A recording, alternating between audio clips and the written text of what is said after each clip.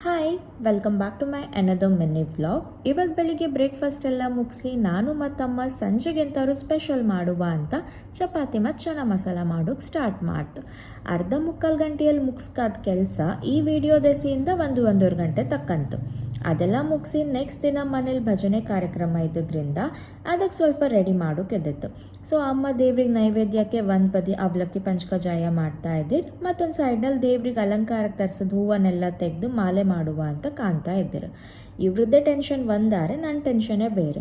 ಎಂಥ ಡ್ರೆಸ್ ಹಾಕೋದು, ಒಂದು ಡ್ರೆಸ್ಸು ಇಲ್ಲ ಹಾಕೋಕೆ ಅಂದ್ಕೊಂಡು ಹಾಗೆ ರೂಮ್ಗೆ ಬಂದ್ಕೊಂಡು ಒಂದಿಷ್ಟು ಡ್ರೆಸ್ನ ಟ್ರೈ ಮಾಡಿಕೊಂಡು ಒಂದು ಸಹ ಚಂದ ತೋರ್ತಾ ಇರಲಿಲ್ಲ.